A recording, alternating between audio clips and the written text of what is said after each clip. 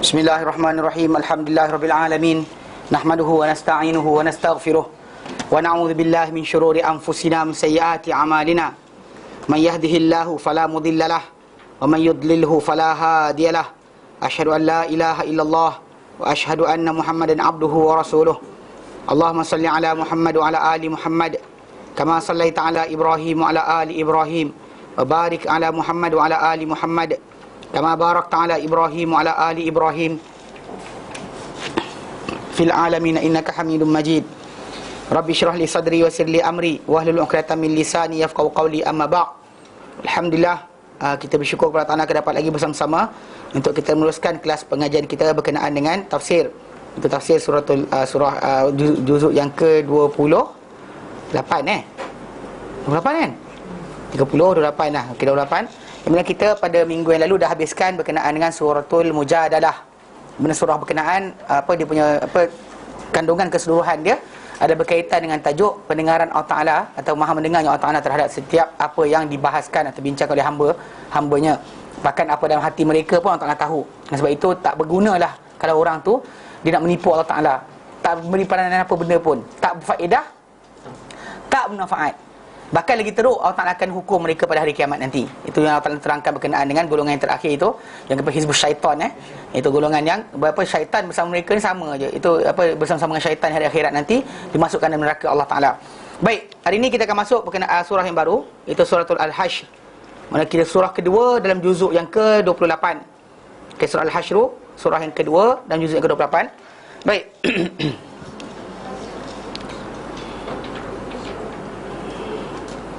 Surah Al-Hashr, ayat surah yang kedua dalam juzuk yang ke-28. Baik. Surah Al-Hashr ni kita ambil sikit berkenaan dengan tajuk surah Al-Hashr ni. Surah Al-Hashr ni ishtaharat hadhihi surah bi suratil Al-Hashr. Al-Hashr hasyara ni maksudnya kebangkitan atau perutusan. Okey. Dan dia ditunjukkan oleh hadis-hadis yang sahih yang menunjukkan pada kelebihan surah ini. Dinamakan dia oleh Abdullah bin Abbas sebagai surah Ibnu An-Nadhir, surah An-Nadhir. Sebab di awal yang atas kita baca tu, tafsir suratul Al-Hashr, tafsir suratul Hashr, wahya madaniyah, dia adalah surah madaniyah. Wa kana Ibn Abbas menyatakan, yaqul, berkata, suratu Bani Nadir. Surah ni dipanggil sebagai surah Bani Nadir. Jadi Bani Nadir ni salah satu kabilah Yahudi yang tinggal di sekeliling Madinah. Madinah tempat perpindahan Nabi SAW dahulu. Yang tinggal dalam Madinah tu memang orang Arab. Itu orang Aus dan Khazraj, dua kabilah besar daripada kabilah-kabilah Arab yang berada tinggal di kawasan berkenaan, yang asal keturunan mereka daripada Yaman. Kemudian di sekeliling Madinah pula, keliling ketika itu ada terdapat kabilah-kabilah Yahudi yang tinggal di keliling tu. Dia ada 4 atau 5 kabilah yang terkenalnya Bani Quraizah, Bani Nadir, Bani Qainuqa, Bani Mustalik. Itu antara yang terkenal. Nabi kahwin tu Bani Quraizah. Okey. Maksudnya diorang ni adalah kumpulan-kumpulan yang wujud keliling tu. Safiyah binti Huyai, Huyai bin Akhtab. Jadi yang terkenal adalah Bani Quraizah, Bani Nadir, Bani Qainuqa, Bani Mustalik. Itu antara yang terkenal. Kabilah Yahudi, purely anak-anak Bani Israel lah. Anak-anak Yaqub alaihissalam punya keturunan. Tapi mereka tinggal di keliling Madinah. Punca dia sebab macam diterangkan oleh kisah oleh ahli sejarah, kerana mereka dahulu menantikan kalau boleh lahirnya Nabi yang terakhir itu daripada keluarga mereka sendiri. Mereka dapat gambaran tempat Nabi terakhir itu tinggal macam mana. Dia tahu dah tempat yang akan diutuskan Nabi akhir zaman. Tetapi diorang pergi letak awal-awal keluarga diorang kat situ supaya kot-kotlah daripada keluarga mereka lah lahirnya Nabi akhir zaman tadi. Tapi Allah Ta'ala telah memberikan benda berkenaan kepada bukan mereka, iaitu daripada anak-anak keturunan Ismail alaihissalam, itu Muhammad SAW. Jadi sebab itulah kita kata penantian mereka menjadi hampa sahaja. Okey, tapi jadi dalam surah Al-Hashr ini dinamakan oleh Ibn Abbas surah Bani Nadir, surah Bani Nadir. Daripada Sa'id bin Jubair, berkata Sa'id bin Jubair, qultu li Ibn Abbas, aku kata kepada Ibn Abbas, suratul Hashr, surah Al-Hashr, qala, berkata Ibn Abbas, unzilat fi Bani Nadir, diturunkan surah ini pada Bani Nadir. Rawahul Bukhari wa Muslim, diriwayatkan hadis ini oleh Bukhari dan Muslim. Mana kisah ni, apa yang kita akan baca nanti, permulaan kisah ni ada berkaitan dengan Bani Nadir. Macam mana ayat-ayat Al-Quran awal ni menceritakan berkenaan dengan macam mana Allah Ta'ala arahkan Rasulullah SAW supaya menyerang mereka. Okey, rawat Bukhari an Sa'id bin Jubair, kita meriwayatkan Bukhari daripada Sa'id bin Jubair juga, qala, berkata Sa'id bin Jubair, qultu li Ibn Abbas, aku kata pada Ibn Abbas, suratul Hash, surah Al-Hash ke? Qala, berkata Ibn Abbas, qul, katakanlah suratul Nadhir, surah An-Nadhir. Kabilah tadi dah, nama kabilah Yahudi tadi. So itu yang timbul dalam tajuk ni. Baik, berkenaan dengan nama bilangan ayat dia ada 24 ayat. Secara kesepakatan semua sepakat bahawa bilangan 24 ayat, tak ada perbincangan di antara mereka. Dan surah Al-Hasyr ini adalah surah yang Madaniyah. Juga sepakat para ulama kata, pasal memang kisah Bani Nadir ni bukan berlaku melainkan di Madinah lepas baginda hijrah. Kan, adapun kelebihan surah ini telah datang beberapa hadis, antaranya dalam hadis dari Imam Tirmizi hadis nombor 3001. Okey. Adalah hadis berkenaan daripada Maqal bin Yasar. Maqal bin Yasar anin Nabi sallallahu alaihi wasallam, daripada Nabi sallallahu alaihi wasallam, qala, baginda bersabda, man qala, barang siapa yang mengatakan, menyebut, hina yusbihu, ketika dia bangkit pagi, salasa marratin, 3 kali, a'udzu billahi samiil alim, aku berlindung dengan Allah yang Maha mendengar lagi Maha mengetahui, minasyaitonir rajim, daripada syaitan dirjam. Dia baca 3 kali a'udzubillahi samiil alim minasyaitonir rajim, dia baca 3 kali. Wa qara'a, dan dibaca lepas tu salasa ayati min akhir suratil Hash, dan dibaca 3 ayat akhir surah Al-Hash. Dia baca 3 ayat terakhir surah Al-Hash. Wakkalallahu bihi 70 alfa malakin, Allah akan wakilkan untuk dia 70,000 malaikat, yusalluna alaihi, yang mendoakan ke atasnya, hatta yumsi, sehinggalah dia masuk petang. Di pagi itu Allah akan berikan, mana dia baca a'udzubillahi minasyaitonir rajim, a'udzubillahi samil alim minasyaitonir rajim, a'udzubillahi samil alim minasyaitonir rajim, a'udzubillahi samil alim minasyaitonir rajim 3 kali, kemudian dia baca 3 ayat terakhir suratul Hash. Lalu Allah akan wakilkan untuk dia 70,000 malaikat yang akan mendoakan dia sehingga dia sampai waktu petang. Wa imma ta fi dzalikal yaum, kalau dia mati pada hari berkenaan, mata syahidan, dia akan mati, dia mati syahid. Wa man qala hina yumsi kana bilkan manzilah, kalau baca ketika petang nak masuk malam, maka dapat kedudukan yang sama. Sepanjang malam tadi malaikat akan mendoakan dia. Ini yang disebut dalam hadis yang pertama dalam Sunan At-Tirmizi, hadis nombor 3001. Dan lain wa anil Hasan bin Hasan qala, berkata Hasan Al-Basri, man qara'a thalatha ayat min akhir suratul Hash idza asbaha, barang siapa yang membaca 3 ayat daripada akhir surah Al-Hash apabila dia bangun bangkit pagi, famata min yaumihi dzalika, dia mati pada hari berkenaan, tubi'a bi tabi'in syuhada, maka dicop dia dengan cop orang yang mati syahid. Wa in qara'a idza amsa, jika dia membaca ketika mana dia nak mati. Nanti Ibnu Katsir akan sebut balik benda ni. Fi lailatihi, pada waktu malam dia, tubi'a bi tabi'in syuhada, pun dia akan diberikan dengan cop itu bagi orang yang mati syahid. Okey, jadi kita nak pahala tadi berkenaan, banyak benda, pahala bangun sepanjang malam pun ada. Pahala mati syahid ni banyak, mati tenggelam pun mati syahid, mati runtuh bangunan, tapi janganlah tunggu bangunan runtuh duduk bawah tu, kan, dapat mati syahid. Okey, memang ada pahala-pahala yang Allah Taala berikan, tapi kelayakan manusia tadi bergantung izin Allah Taala lah. Jangan kita buat effort ke situ. Kalau Allah Taala kenakan kita ke situ, itu alhamdulillah lah, kan Allah Taala berikan kita mati dengan keadaan berkenaan dan diampunkan dosa kita. Tapi kalau tak ada, jangan cari. Nak cari mati kena runtuhan bangunan, mati terbakar, itu sewet nama dia, kan, jangan buat bahasa itu. Maksud dia ada pahala mati syahid lain. Jadi kat sini diberikan dengan cara tadi, beramal dengan bacaan tadi. So buat. Kan ada banyak-banyak yang lain. Yang ini buat pasal Nabi ajar. Ini bukan Ustaz Adli ajar. Baik, bagi kita mula insya-Allah.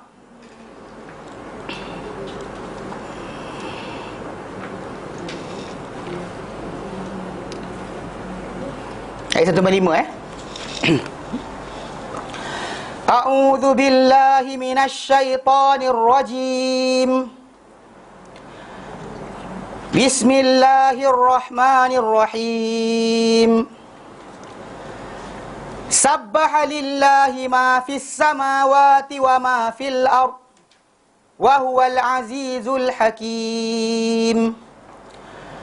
Huwa alladhi akhrajal ladhina kafaru min ahlil kitabi min diyarihim li awwalil hashr, ma zanantum an yakhruju wa dhannu annahum mani'atuhum husunuhum minallahi fa'atahumullahu min haitsu lam yahtasibu wa qadhafa fi qulubihimur ru'b yukhribuna buyutahum biaydihim wa aydil mu'minina fa'tabiru ya ulil absar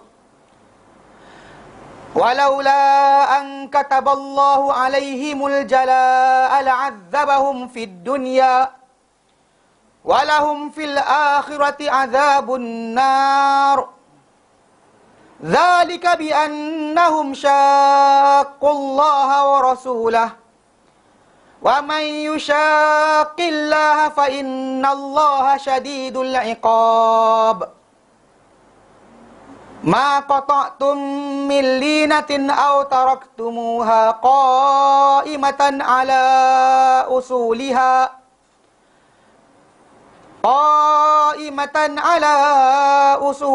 fa bi'idnillahi wal yukhziyal fasiqin. Baik, berkata Ibn Katsir, yukhbiru ta'ala, memberitahu Allah Ta'ala, anna jami'a ma fis samawati wa ma fil ardi, bahawa segala apa, semua apa yang fis samawat di langit, wa ma fil ardi dan juga di bumi, min syai'in daripada sesuatu benda, apa saja benda berkenaan, yusabbihu lahu, bertasbih kepada Allah Ta'ala, wa yumajjidu lahu, mengagungkan Allah Ta'ala, wa yuqaddisuhu dan juga menyucikan Allah Ta'ala, wa yusalli lahu dan berdoa kepadanya, berselawat kepadanya, wa yuwahhiduh dan juga mengesakan Allah Subhanahu Wa Taala. Tak ada benda, walaupun benda tu benda beku sekalipun, semuanya bertasbih muji Allah Subhanahu Wa Taala. Kita je tak kenal, kita je tak tahu, dan kita tak tahu apakah bunyi berkenaan. Tasbih berjalan pada binatang, hatta babi yang kita kata haram tu pun bertasbih kepada Allah Taala. Ni jangan kata babi tidak kan, tak semua sekali. Allah Taala kata semua-semualah kan. Dan kita pula pening kepala tu sebab kenapa anjing yang haram apa kita kata makan sekalipun, benda-benda tu pun dia adalah binatang yang benda-benda yang dikira bertasbih kepada Allah Taala, makhluk ciptaan Allah Taala, bukannya benda bukan makhluk Allah Taala. So apa benda saja yang ada kat dunia ni semua bertasbih Allah Taala, baik yang beku, baik yang berjalan, baik yang mengalir, semua sekali. Ini adalah kaqaulihi ta'ala, seperti firman Allah Taala dalam surah Al-Isra ayat 44. Allah Taala nyatakan, tusabbihu lahu samawati sab', bertasbih kepada Ta'ala langit-langit yang 7 tu. Wal ard, dan bumi pun bertasbih kepada Ta'ala. Wa man fihin, dan sesiapa yang berada padanya, pada langit juga pada bumi tadi. Semua sekali bertasbih. Malaikat bertasbih, langit tu bertasbih sendiri, semua sekali. Tanah bertasbih, batu bertasbih. Allah kata wa in min syai'in, dan tidak ada daripada sebarang benda, dari satu pun benda, illa kecuali yusabbihu bihamdihi, bertasbih dengan muji Allah Ta'ala. Walakin, tapi la tafqahuna tasbihahum, kamu tak kenal, kamu tak faham tasbih mereka. Itu je. Semua benda bertasbih. Ini juga kita jawapan bagi siapa-siapa yang kononnya apa, cucuk pokok dekat kubur, kononnya akan menyelamatkan. Kena faham bahawa semua batu tu pun bertasbih, tanah tu pun bertasbih. Sebenarnya yang apa yang Nabi buat itu adalah syafaat Nabi SAW. Nabi punya doa untuk menyelamatkan orang dan kubur tadi daripada seksa. Dan Nabi tak cucuk tiap hari. Dia Nuh pula, kau cucuk dah kubur macam tu. Tak cucuk lagi ya Rasulullah, habis kau cucuk. Kesianlah orang nanti kena seksa. Tak ada. Yang itu hari itu saja jadi, dan Nabi tak buat dah benda lepas tu. Cuma para ulama kata berkenaan perkara ni tak ada dikatakan bid'ah, kerana ada para sahabat yang minta dicucuk atas kubur dia benda berkenaan, pokok berkenaan. Maka dengan sebab itu tidaklah timbul masalah bid'ah, tetapi bukan menjadi amalan sunnah. Yang kata kami Nabi galakkan, tak ada. Nabi tak galakkan. Bahkan Nabi tak cucuk dekat kubur orang bakek. Kan para sahabat yang lebih Nabi sayang daripada tu, Nabi tak cucukkan. Jadi pasal apa? Kalau alasan kata pokok tu bertasbih, batu yang himpap mayat tu pun bertasbih, papan lahat tu pun bertasbih, batu yang kita buka dekat letakkan mulut tanah kita genggam tu pun bertasbih. Tapi yang akan membolehkan memberi keampunan pada dia hanya dengan doa. Faham? So kenapa yang Nabi kata ini pokok ni tadi, ranting tadi, bukan bentuk berterusan. Selama mana dia masih lagi hijau bertasbih. Yang lain pun bertasbih juga, tapi yang ini yang pasal doa Nabi. Faham? Imam Syekh Ibn Nawawi rahimahullah nyatakan itu di antara perkara khusus untuk Nabi SAW. Tak ada sesiapa berhak untuk contoh benda tersebut. Tak beri faedah pun kalau orang tu buat. Jadi secara tak langsung itu kena faham, semua benda bertasbih. Tak ada benda yang tak bertasbih. Dinding ni kan, walaupun simen ni kan buatan Cina sekalipun, still bertasbih. Kau faham tak? Dia tak ada benda yang tak bertasbih. Tak kira buatan siapa, benda atau haram ke halal, semua bertasbih, memuji Allah Subhanahu Wa Taala. Tapi kita tak faham tasbih dia. Kan, ini kita faham betul Dan Allah Ta'ala nyatakan, mana bertasbih kepada Allah Ta'ala segala apa di langit dan bumi, kan? Segala apa yang di langit dan juga di bumi. Dan dia kata apa? Wahwal hakim azizul hakim, dan dia maha perkasa lagi maha bijaksana. Okey. Wahwal aziz, dan dia tu maha perkasa, ai mani'ul janab. Mana tersekat dia punya apa? Dia siapa berada di sini akan dipertahankan. Tak ada siapa boleh menyaingi Allah Taala. Tu maha perkasa. Al hakim, yang maha bijaksana fi qadarihi wa syar'ihi. Pada qadar, ketentuan dia, ketetapan dia dan juga syarak dia. So apa benda ditetapkan untuk berlaku, berlakulah. Dan apa yang pada syarak dia, dia tetapkan dan diaturkan menurut manusia, itu yang terbaik. Tak ada yang lebih baik dari itu. Wa qauluhu ta'ala, lepas tu Allah Ta'ala nyatakan, huwallazi akhrajal ladzina kafaru min ahlil kitab. Dialah yang mengeluarkan atau mengusir orang-orang yang kafir dengan ahli kitab. Yakni, maksud dia, Ibnu Katsir kata, Yahud Bani Nadir, Yahudi Bani Nadir. Qala Ibn Abbas, pendapat ini dikatakan oleh Ibn Abbas, wa Mujahid, anak murid dia, wa Zuhri, dan lebih daripada seorang di kalangan para tabi'in dan juga ahli tafsir. Memang semua berkata bahawa yang dimaksudkan situ alladzina kafaru min ahli kitab, orang-orang kafir dengan ahli kitab, dihalau, diusir oleh Allah Taala, iaitu dimaksudkan adalah Yahudi Bani Nadir. Kan Rasulullah SAW, dahulu Rasulullah SAW, lamma qadima Madinata, apabila baginda sampai ke Madinah, hadanahum, Nabi SAW buat apa? Hudnah, buat perdamaian dengan mereka. Wa atahum ahdan wa zimmah, Nabi beri pada mereka ni ahdan, perjanjian, wa zimmah, juga perlindungan. Nabi bagi jaminan dan bagi mereka perlindungan. Mana ahdan ni perjanjian, zimmah ni perlindungan. Perlindungan, jaminan. Tu kata apa, ahli zimmah ni bawah tanggungan, bawah peliharaan. Macam orang kafir masuk negara Islam, walaupun kita kata dia kafir sekalipun, tapi dengan masuk dengan izin, maka dia bawah tanggungan kerajaan. Apa-apa jadi pada dia, kerajaan bertanggungjawab. Faham? Mana buat tak boleh kita datang sepak-sepak, jumpa Mak Saleh je minum arak sepak. Bukan kerja dia. Islam tak ajar macam tu. Kan? Mana dalam Islam dia datang masuk dengan izin, maka dia ada zimmah, ada perlindungan, ada perjanjian. Ada tanggungan Mana apa Nabi janji? Ala alla yuqatiluhum wala yaqtuluh. Bahawa di atas bahawa perjanjian tadi adalah ala, di atas bahawa alla yuqatiluhum, bahawa baginda tidak memerangi mereka, baginda tak perangi mereka, wala yuqatiluh, dan mereka tak memerangi Nabi SAW. Perjanjian dia itu, Nabi tak perangi mereka, mereka tak perangi Nabi. Faraqadul ahda alladhi kana bainahum wa bainahu, dan mereka telah memungkiri dan juga merungkaikan perjanjian yang terjadi di antara mereka dengan baginda SAW. Lalu fa ahallallahu bihim ba'sahu alladhi la yurad, maka Allah Ta'ala telah mengenakan kepada mereka hukumannya atau apa balasannya yang tidak boleh ditolak. Allah Ta'ala suruh buat, maka tak boleh dah patah balik. Okey? Wa anzala alaihim qada'ahu alladhi la yusad, dan akan turun ke atas mereka ketentuannya, hukumannya yang tak dapat lagi disangkal. Tak ada siapa dah boleh minta buatlah permohonan semula. Mahkamah Rayuan, tak ada. Ni Allah Ta'ala arahkan. Bila Allah Ta'ala arahkan, dan berjalan. Nabi SAW, bila dalam peperangan yang berlaku, Nabi SAW kalau boleh tak nak keluar. Kalau tabi'in Nabi SAW, sifat baginda ketika di Mekah 13 tahun Nabi sabar. Apa salah tak sabar? Nabi tak boleh sabar. Nabi memang boleh bersabar. Tapi bila keluar untuk perang tadi, Allah Ta'ala arahkan Nabi buat patuh. Dia dengar taat. Tak ada persoalan. Dia bukan berkesan Nabi suka. Kita jom rampas harta orang. Tak ada kerja. Nabi tak buat kerja macam tu. Bukan Nabi orang yang paling mudah memaafkan. Dia boleh let go kan. Dia Taif kan, orang Taif dah baling batu dan sebagainya luka. Dia boleh maafkan lagi. So tak ada alasan sebenarnya bila Islam tengah kuat. Tak perlu perang pun kalau boleh. Tetapi Allah Ta'ala wajibkan kepada mereka berjihad. Mereka keluar kerana arahan Allah Ta'ala. Dan bahkan tu Allah kata bila mereka rasa macam apa, nak pergi keluar ke tak nak kan, Allah Ta'ala wa asa an takrahu syai'an wa huwa khairul lakum. Bimbang-bimbang kamu benci satu benda, kan kutiba alaikum qital. Kan Allah kata kutiba alaikumul qital, difardu ke atas kamu berperang. Wa huwa kurhul lahum, sedangkan perang ini dibenci di sisi kamu. Tapi Allah kata wa asa an takrahu syai'an wa huwa khairul lakum. Tapi memang kamu benci satu benda, ia terbaik untuk kamu. Wa asa an tuhibbu syai'an wa huwa syarrul lakum. Memang kamu sukakan benda happy, duduk diam dan sebagainya, ia buruk untuk kamu.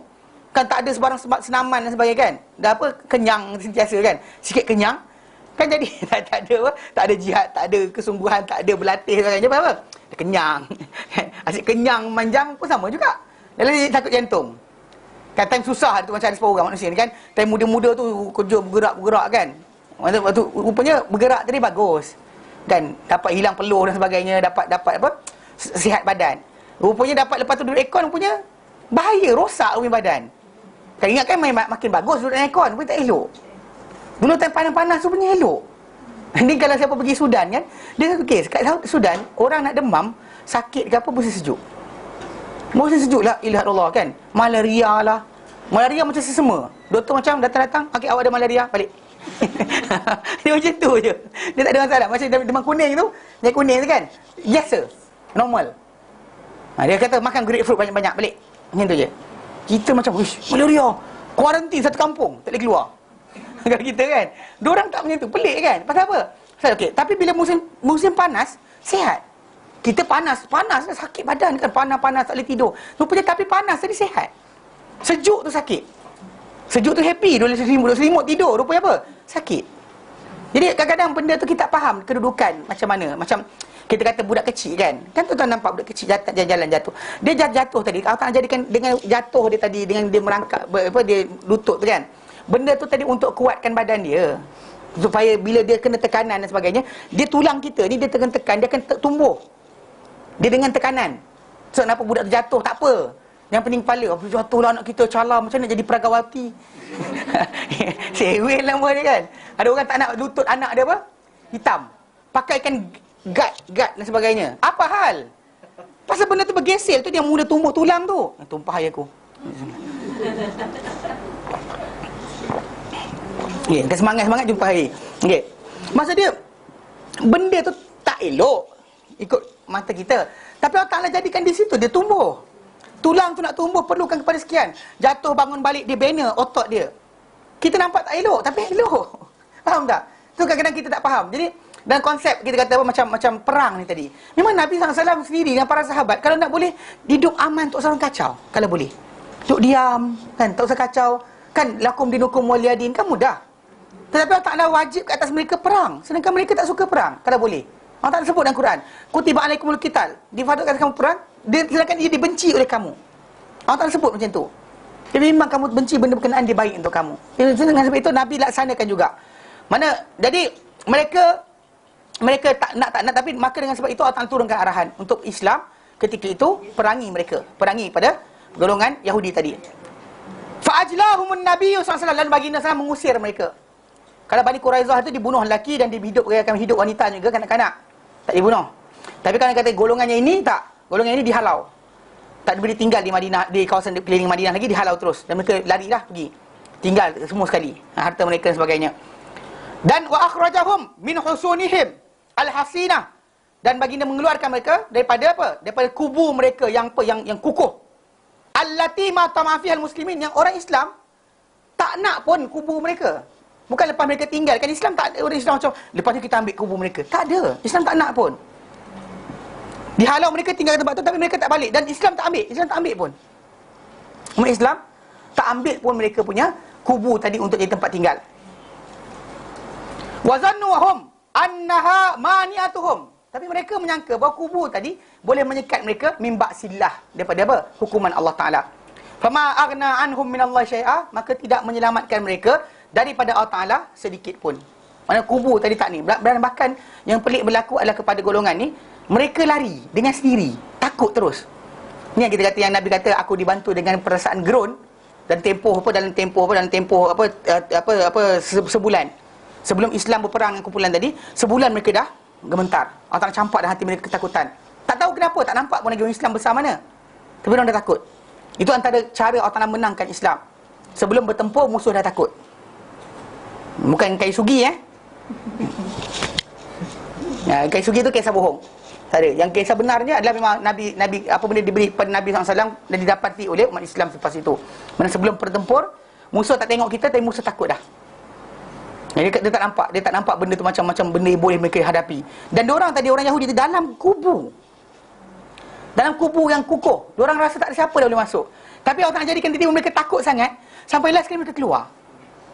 Dan mereka robohkan, potong pokok dan sebagainya. Korang takut orang Islam ambil ni kan, robohkan rumah sendiri, dengan tangan mereka sendiri nak robohkan rumah orang. Dan orang keluar tinggalkan tempat berkenaan. Macam tu sekali keadaan mereka, ketakutan mereka. Sedangkan Allah Ta'ala jadikan benda berkenaan, mereka rasa mereka selamat, tapi Allah Ta'ala datangkan mereka ketakutan yang amat sangat, sampai mereka lari tinggalkan tempat berkenaan. Itu dahsyatnya.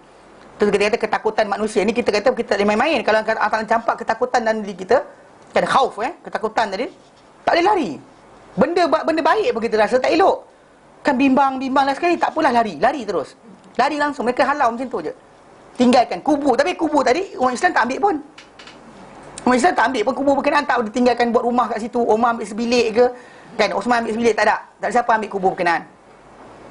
Dan dia kata apa? Fama aghna anhum minallahi syai'a wa ja'ahum ma lam yakun bibalihim. Dan datang kepada mereka apa yang tak terlintas dalam fikiran mereka. Mereka tak sangka itu yang akan jadi. Bukan Islam campak batu ke sampai dia. Tak ada. Just rasa takut tadi. Timbul dalam mereka ketakutan yang amat sangat. Sedangkan mereka, Islam tak sampai lagi ni, diorang takut dah. Islam sampai ke rezeki, dia tak tahu nak buat apa. Dia tebang pokok dia pecahkan, semua sekali dia buat macam tu. Ya. Wa sayyarahum Rasulullah SAW wa ajlahum minal Madinah. Dan telah mempergerakkan mereka, Rasulullah SAW, dan menghalau mereka, Rasulullah SAW, daripada Madinah. Fakana minhum ta'ifatun zahabu ila Adri'at min a'ali Syam.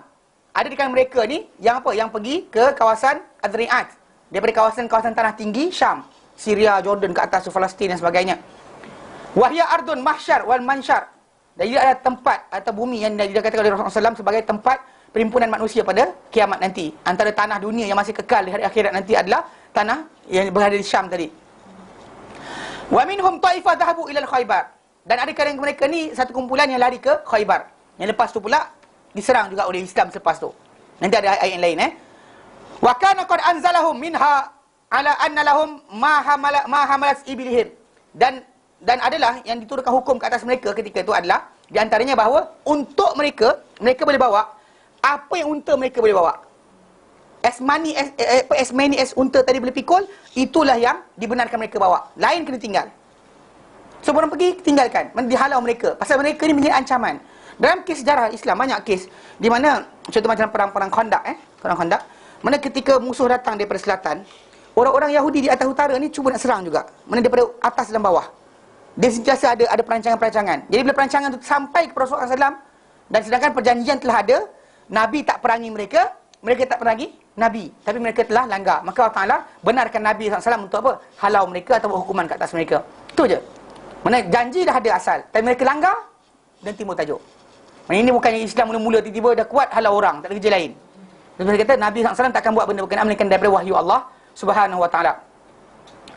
Fakanu yukharribuna ma fi buyutihim minal manqulat allati yumkinu an tahmilahum. Fakanu, jadi mereka dahulu yukhribuna, mereka robohkan ma fi buyutihim, apa pada rumah mereka, tiang ke, kan, tingkap ke, kayu ke, apa yang boleh, ma minal manqulat, daripada benda-benda yang boleh pikul, barang-barang yang boleh bawa, dia robohkan dari rumah dia.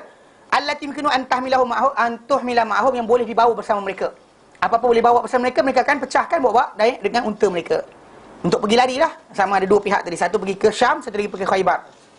Walihada, Allah Ta'ala kata lepas tu, maka Allah Ta'ala kata lepas tu, yukhribuna buyutahum, mereka merobohkan rumah mereka, bi'aidihim, dengan tangan-tangan mereka sendiri, wa aidil mu'minin, dan tangan-tangan orang yang beriman. Fa'tabiru ya ulil absar, maka ambillah pengajaran, wahai orang-orang yang punya penglihatan. Lihatlah macam Allah Ta'ala jadikan. Bila nak menangkan, Allah Ta'ala menang dengan cara yang dia nak. Tak payah bunuh, tak payah bunuh seorang pun. Dan diorang takut, dan diorang terima arahan tadi, terus jalan. Tak ada macam kami degil, kami tak nak baring atas jalan raya ke, bunuhlah kami kalau kami tak rela untuk tinggalkan tanah air kami. Tak ada. Semua sekali dihalau, dia terus halau, keluar. Ai tafakkaru fi akibati man khalafa amrillah. Maksud dia, berfikirlah kamu semua berkenaan pengakhiran, penamat atau nasib man khalafa amrullah, sesiapa yang menyalahi perintah Allah Subhanahu Wa Taala, wa khalafa rasulah, dan menentang rasulnya. Maksudnya tak ada keselamatan. Mana kalau Allah Ta'ala beri ketakutan dalam hati kita, kita happy macam nak, kita gembira macam sekalipun dengan apa kita dapat, tapi hati kita Allah Ta'ala rungsingkan, takkan bahagia. Mana macam tadi yang berlaku pada orang-orang Yahudi Bani Nadir tadi, mereka ni daripada segi kekuatan mereka ada. Kubur tadi kalau nak bertahan boleh, tapi Allah Ta'ala jadikan mereka tak mampu nak bertahan lagi. Takut sangat sampai mereka keluar. Sanggup menerima apa yang nak dihukum ke atas mereka. Takut sangat sampai macam tu sekali. Tu yang benda tadi kita tahu Allah Ta'ala lemparkan hati mereka. Mereka tak sangka itu yang datang. Mereka sangkakan akan datanglah tombak, lembing dan sebagainya. Tak sampai pun. Tak payah keluar senjata, tak payah keluar pun. Jadi kita kata dalam tajuk ni, peperangan tanpa kemenangan tanpa pertempuran. Kemenangan tanpa pertempuran berlaku dalam kisah ni. Nanti kita akan baca hukum berkenaan dengan harta rampasan perang yang bukan dengan pertempuran. Dia ada hukum lain, bukan seperti hukum surah Al-Anfal berkenaan harta rampasan perang tadi kena bagi per 5 dan 1/5 dan sebagainya. Kena bagi 5 Itu lain. Yang ini tak. Yang ini kita kata berbeza dengan keadaan tadi. Okey. Dia kata wa kadzdzaba kitabahu, dan apa lagi nasib orang-orang yang mendustakan kitabnya. Kaifa yahilu bihim minal ba'sil makhzi lahu fid dunya. Bagaimana telah yahilu bihi, kena kepada mereka min ba'sihil mukhzi, daripada kekuasaan Allah Taala, hukuman Allah Taala yang menghinakan lahu fid dunya, kepada orang berkenaan di dunia. Kan hinanya. Diorang dah lama tinggal situ, tiba datang macam tu je terus tinggalkan. Nampak tak? Kita macam apa salah? Tak lawan. Kan faham tak? Kenapa kita kata diorang ada tentera, diorang ada kekuatan. Kenapa tak lawan? Sebab benda tadi dah ketakutan yang sangat Allah Taala beri dalam hati mereka, mereka tak mampu untuk tolak. Ma'ama yudakhiruhu lahu fil akhirah min azabil alim, berserta dengan apa yang Allah Taala simpan untuknya, untuk orang yang menentang Allah dan Rasulnya serta mendustakan kitabnya, Allah Taala simpan untuk dia di hari akhirat daripada azab yang pedih. Mana ini yang dunia, macam tu keadaan dia. Bayangkan akhirat macam mana. Yang ini kita kata secara fizikal manusia ni merdeka kan. Kita merdeka, kita ni lahir ada pilihan, ada choices. Kadang-kadang Allah Taala boleh paksa kita pilih choices yang kita nak. Dengan kuasa dia letakkan hati kita ketakutan, sampaikan benda yang kita sayang, kita akan tinggalkan. Ini beza dia. Mana sedia Allah Taala boleh paksa dia. Macam tu sekali. Kita kata tak sayang tanah air ke? Tinggalkan sama sekali. Ni tak payah pakai senjata, tak tembak pun. Nazi halau apa? Nazi halau orang Yahudi daripada Eropah dan kan. Pakai senjata, bunuh dan sebagainya kan. Kalau ikut yang kisah tu, kalau sahih lah. Nabi SAW tak payah guna benda tu pun. Dia keluar sendiri. Rumah tu bukannya Nabi robohkan, orang robohkan sendiri. Pokok taman dia orang tebang sendiri. Tak payah susah-susah. Dia orang buat kerja sendiri. Orang Islam tengok je. Bayangkan macam tu sekali apa yang jadi. Ini kita kata benda tu Allah Ta'ala nak zahirkan di situ kekuasaan dia. Kalau kita nak suatu perkara, kita nak sangat, nak mendatangkan perkara tersebut, Allah Ta'ala boleh datangkan tanpa kita usaha pun sebenarnya. Kalau itu memang hak yang sepatut kita dapat. Terus pening kepala, macam bila dia terlepas, yang pening kepala, kenapa terlepas? Perancangan yang tak cukup ke? Tak. Perancangan buatlah. Anda nak buat perancangan, buat perancangan. Tapi kena faham betul. Kalau contoh macam kisah tadi, sahabat dengan Rasulullah keluar tanpa buat apa-apa kerja. Tuan-tuan kata, huwallazi akhrajal ladzina kafaru min ahli kitab min diyarihim. Dialah mengeluarkan orang-orang kafir kan ahli kitab dari rumah-rumah mereka. Di awal hasyr, dengan awal perutusan je. Datang arahan terus dong keluar tanpa sebarang pertempuran. Macam tu tak nak menangkan. Tu macam dalam perang Ahzab. Tu sama juga. Tentera Islam tak ada bertempur pun. Duduk berkumpul di kawasan sebelah sini. Yang musuh sini Allah Ta'ala datangkan angin terbalik periuk dan sebagainya, balik macam tu je. Yang mengalahkan mereka Allah Ta'ala secara bersendirian. Macam tu je dalam kisah ni. Yang mengalahkan, yang menjadikan Yahudi tadi menyerah kalah tanpa pertempuran Allah Ta'ala. Bukannya sebab Islam ada senjata besar, sebab Ali sepak pintu ke, tak ada. Tak ada benda berkenaan. Semua datang dengan sebab apa? Pemberian anugerah Allah Ta'ala. Sebab kenapa dalam perkara ini Allah Ta'ala tunjukkan dia yang halau mereka. Bukannya apa? Kamu yang halau mereka. Aku yang halau mereka, Allah Ta'ala kata. Kalau itu ikutkan nak kena bertempuran, letih, penat. Kalau Yahudi tadi lepak sebulan, tak nak keluar macam mana? Tak letih. Umat Islam pun lapar lepas tu kat luar. So apa jadi? Sekarang Allah Ta'ala jadikan benda tu mudah. Islam sampai, diorang pun kami menyerah. Tak ada benda. Ini Allah Ta'ala tunjukkan kuasa dia. Mana menghinakan pada orang-orang yang berdegil, yang mula-mula nak melawan sangat, tapi tiba-tiba dia jadi takut. Dia tak pernah tanya kenapa dia takut. Dan sedangkan Islam tak ada pula, orang Islam tak adalah pula makin besar, tak. Kenapa mereka takut? Di sini tajuk dia, ketakutan dalam hati dan sebagainya, Allah Ta'ala yang campakkan. Itu Nabi kata dalam hadis yang sama, Nabi kata apa? Nusik aku diberikan 5 perkara. Tak beri 5 kepada Nabi sebelumku. Di antaranya adalah, nusir tu birru'bi masirata syahr. Dibantu aku dengan apa? Perasaan takut atau gerun dalam perjalanan sebulan. Mana before, 1 month before aku sampai, tentera Islam sampai, musuh dah ketakutan. Ini berlaku pada apa yang berlaku pada Abu Bani Nadir tadi. Tak ada sampai mereka takut dah. Islam sampai terus mereka keluar, kami tak nak. Dan Nabi pun turunkan hukuman, mereka pun keluar. Tak ada pertempuran, tak ada pertumpahan darah. Ini pelik kan? Kita kata nak menang macam mana? Kan orang kata macam mana? Kita kata apa? Gergasi. Sekarang kita kan macam orang kerdil. Nak lawan dengan apa? Gergasi besar. Negara nuklear dan sebagainya. Macam mana nak buat? Tapi kita kata Allah Ta'ala nak bagi, dia bagi. Sebab apa? Sebab dia dah tunjukkan dalam sejarah macam mana berlakunya kepada apa? Rusia. Dan datang dengan kuasa besar. Tiba-tiba datang apa? Balik kecut dengan Afghanistan yang tak ada senjata senjata kimia, biologi, nuklear tak ada pun. Senjata api pun tak ada asalnya. Pisau je. Lari. Rusia, negara yang ada helikopter, ada apa, lari. Keluar macam tu je. Apa yang jadi? Itu dia kata Allah Ta'ala campakkan dalam hati mereka ketakutan. Allah Ta'ala campak kerugian. Last sekali mereka keluar, lepas tu jatuh kerajaan Soviet. Tak ada dah Rusia lepas tu. Lepas keluar daripada Afghanistan, tak ada dah Rusia. There's no Soviet Union dah. Yang besar tu kan, semua pecah. Ukraine, semua pecah kerajaan-kerajaan dia. Semua Yugoslavia pecah jadi negara sendiri dan sebagainya. Hilang kekuasaan negara berkenaan. Mana menunjukkan Allah Ta'ala nak berikan berkenaan, dia akan bagi. Tapi kita buat effort lah. Antara effort utama kita adalah iman. Iman dalaman kita ni kena jaga. Allah Ta'ala berikan janji untuk kemenangan, perlindungan, pertahanan, rezeki yang baik, tidak dikuasai oleh musuh, menguasai keadaan dunia dan sebagainya. Janji dia Allah Ta'ala sebut dalam Quran semuanya. Alladzina amanu. Contoh macam innallaha yudafi'u 'anil ladzina amanu. Allah Ta'ala mempertahankan orang beriman. Allahu waliyul ladzina amanu. Allah Ta'ala pelindung orang beriman. Wa'adallahu alladzina amanu. Allah Ta'ala menjanjikan orang beriman. Semuanya orang beriman. Yang maksudnya kadang-kadang ni zaman kita sekarang ni yang sebenarnya berlaku pada kita adalah kita hilang sifat iman tadi. Itu yang sebab kenapa janji Allah Ta'ala tak kita dapat. Bukan sebab kita dah kurang teknologi, tak. Pada para sahabat Nabi ketika mereka berjaya menjatuhkan dua empire besar dunia, sahabat Nabi SAW, kan ketika itu Rom dan Parsi, dua empire yang asyik berperang, berebut tanah, Islam masuk tengah, dua-dua jatuh. Nak kata apa? Islam kuat, makin makan banyak? Tak. Dan para sahabat miskin, Umar, Khalifah Amirul Mukminin ketika jatuhnya kerajaan Rom Parsi tadi, baju dia tadi ada tujuh kawasan, tampung dengan pertama punya benang. Pertama tu dia akan benang, dia tampung dengan benda tu. Itu pemimpin utama umat Islam ketika zaman berkenaan. Yang kerajaan Rom dan Parsi jatuh pada dia. Tak ada gajah besar, tak ada. Ke dinosaur ke naik badak sumbu ke, takut juga orang.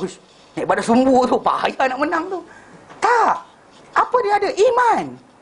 Itu yang Allah Ta'ala berikan kemenangan. Bukan sebab apa? Sebab benda luaran, fizikal dia tak guna. Kalau dia kata macam tadi, kubu tu besar, tapi apa? Ketakutan dalam tu kuat sangat, dia keluar sendiri. Takkan dia tinggal dalam tu dah. Menyerah kalah tanpa seorang pertempuran. Sebab Allah Ta'ala yang mengatur benda tadi. Sebab kita nak menang, minta Allah Ta'ala dulu. Buat persiapan, minta Allah Ta'ala. Kita nak apa saja, effort kita buat, tapi minta Allah Ta'ala. Apa result dia, kita terima. Jangan katakan agaknya kita kurang perancangan besar. Tak ada. Perancangan macam mana pun tak layak Allah Ta'ala bagi. Kalau layak Allah Ta'ala bagi. Buat je effort, buat je usaha. Apa patut kita dapat, kita dapat. Tak dapat, kita redha. Buat lagi usaha baru. Tak ada masalah. Doa lagi minta kepada Allah Ta'ala. Kita tak pernah rugi apa-apa. Faham? Jangan sekali-kali kita kata, payahnya, agak perancangan kita tak bagus kot, panggillah orang US bantu kita, tak ada. Dia mengarut semua sekali. Qala Abu Daud, berkata Abu Daud, haddatsana Muhammad ibnu Daud bin Sufyan, qala haddatsana Abdul Razzaq bin Hammam, Abdul Razzaq As-San'ani, qala akhbarana Ma'mar an Zuhri an Abdurrahman bin Ka'b bin Malik an rajul min ashabin Nabi sallallahu alaihi wasallam anna kufaran Quraisy katabu ila Ibnu Ubay, Abdullah bin Ubay. Dia kata daripada seorang lelaki di kalangan sahabat Nabi SAW, anna bahawa kufar Quraisy, orang-orang kafir Quraisy, katabu ila Ibnu Ubay. Dia tulis surat kepada Ibnu Ubay. Wa man kana ma'ahu ya'budul awthan min Aus bin Khazraj. Dan dia tulis surat kepada sesiapa yang bersama dengan dia yang menyembah berhala-berhala di kalangan Aus dan Khazraj. Surat diorang daripada sini hantar pada golongan munafik Madinah. Wa Rasulullah SAW, dan Rasulullah SAW ketika tu, yauma idzin, pada waktu berkenaan, bil Madinati qabla waqati Badrin. Bagi Rasulullah SAW ketika itu berada di Madinah sebelum berlakunya peristiwa Badar.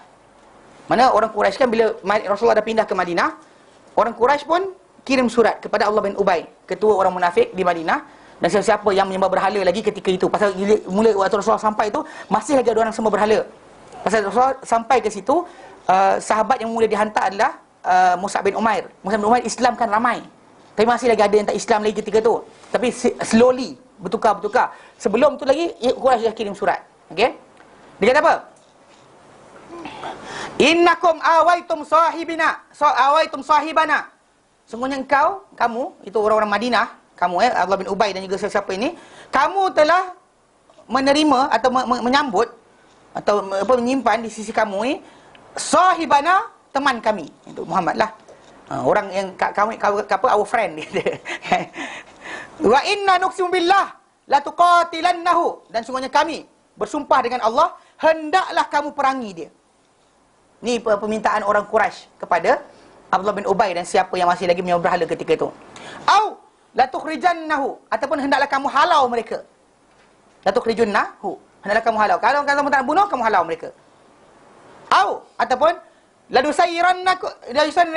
nusayyiranna ilaikum bi ajmaina, ataupun kalau kamu tak nak buat benda ni, kamu tak nak perangi Muhammad, kamu tak nak halau Muhammad dan juga sesiapa bersama dia, kami akan berjalan kepada kamu. Kami akan datang kepada kamu bi ajmaina, dengan seluruh kami, semua kami. Mana orang-orang Quraisy lah. Dia kata nak pergi serang Madinah. Hatta naqtula muqatalatikum wa nusabbi nisaakum. Sehingga kami perangi sesiapa yang apa berperang dengan kamu, siapa-siapa yang berani nak fighter kamu ni, datang hantar, kami akan perangi, dan kami akan apa? Kami akan tawan wanita-wanita kamu. Falamma balagha dzalika Abdullah bin Ubay, maka bila sampai surat berkenaan daripada Quraisy yang mengugut mereka supaya serahkan Rasulullah SAW atau bunuh Rasulullah, atau kalau tidak kami akan serang. Orang Mekah nak serang, orang Quraisy nak serang. Maka falamma balagha dzalika Abdullah bin Ubay, maka bila sampai berkenaan kepada Abdullah bin Ubay, wa man kana ma'ahu min abadatil awthan, dan siapa bersama dengan dia di kalangan penyembah berhala, ijtama'u liqitalin nabi, lalu mereka pun berhimpunlah untuk apa? Memerangi Nabi sallallahu alaihi wasallam. Ini dah orang munafik dah buat perancangan nak serang Nabi SAW. Falamma balagha dzalikan Nabi sallallahu alaihi wasallam laqiyahum. Bila sampai saja berita tadi kepada Nabi SAW tentang orang ni dah mula buat perancangan nak serang baginda SAW, nak perangi baginda dalam Madinah, laqiyahum, bagi dia jumpa dengan orang. Faqala, lalu baginda bersabda, laqad balagha wa'idu Quraisy minkum wal mabaligh. Sebenarnya telah sampai kepada Quraisy punya ugutan kepada kamu ni, sampai kepada apa yang sampai sekarang lah. Sampai pengkat macam ni ke? Nabi kata teruknya, mana teruknya ugutan Quraisy tu sampai kepada kamu. Maka takidukum bi aktsar mimma turidu an takidu bihi anfusakum. Tidaklah sebenarnya Quraisy ni memperdaya kamu lebih daripada apa yang kamu boleh perdaya diri kamu sendiri. Dan diorang pun tak ada kekuatan tadi. Maksud dia, Nabi cakap, kan diorang pun takkan mampu untuk buat perancangan lebih daripada apa yang kamu boleh perancang diri kamu sendiri. Turiduna an tuqatilu abna'akum wa ikhwanakum. Ada kamu ni sebenarnya nak perangi anak-anak kamu sendiri. Kan, perangi apa? Anak kamu dan adik-beradik kamu sendiri. Pasal yang masuk Islam ketika itu adalah anak-anak diorang. Yang menyembah berhala tadi, separuh keluarga dia masuk Islam dah. Lepas tu yang tadi yang bersama Abdullah bin Ubay, adik-beradik dia dah masuk Islam dah. Macam Abdullah bin Ubay, anak dia sendiri masuk Islam. Dan bukan sekadar Islam je, Islam yang benar. Sampai bila orang bising berkenaan Abdullah bin Ubay bin perangai tak macam-macam, dia kata-kata kepada Rasulullah, anak dia pernah tawar pada Nabi. Anak dia kata, ya Rasulullah, daripada kau biarkan siapa-siapa dengan sahabat engkau bunuh, nanti aku pula jadi marah, baik kau serah pada aku. Kau bagi arahan pada aku Rasulullah, aku bunuh dia. Ini kata-kata siapa? Anak Abdullah bin Ubay. Dia minta dia kata, kalau dia kata, anda kata kau nak, kau bagi tahu aku bunuh dia sekarang juga. Ini anak Abdullah bin Ubay. Tahu tak? Dia bukannya main-main, dia cakap betul-betul. Dia kata, jangan hantar orang lain. Kalau kau nak hantar orang lain, aku takut nanti kan datang perasaan dalam diri aku tak suka, dan aku akan marah pula lepas tu. Kadang-kadang sentimen akan timbul kemudian. Mula-mula kita cakap. Jadi last sekali dia kata apa? Biar aku yang buat. Kalau kau nak bunuh sangat bapa aku, hantar aku. Ini kita. Seriously. Dia kata macam tu sekali pada Rasulullah SAW. Tapi Rasulullah kata pada dia, Nabi kata tak nak. Nabi kata tak nak, nanti orang kata Rasulullah Muhammad bunuh teman, sahabat dia.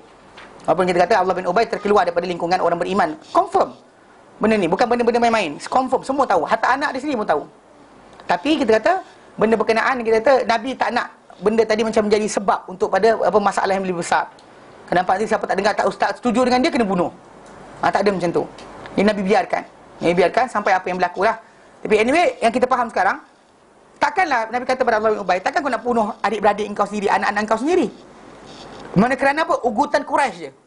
Ugutan Quraisy tadi, kalau kau tak perangi Muhammad, kau tak halau dia, kami datang kepada kamu. Kami datang kepada kamu, kami serang kamu. Jadi memang dahsyatlah ketika sampai bila diorang dah sedia dan serang Rasulullah. Rasulullah datang jumpa diorang. Mereka kata macam ni, sampai macam ni ke?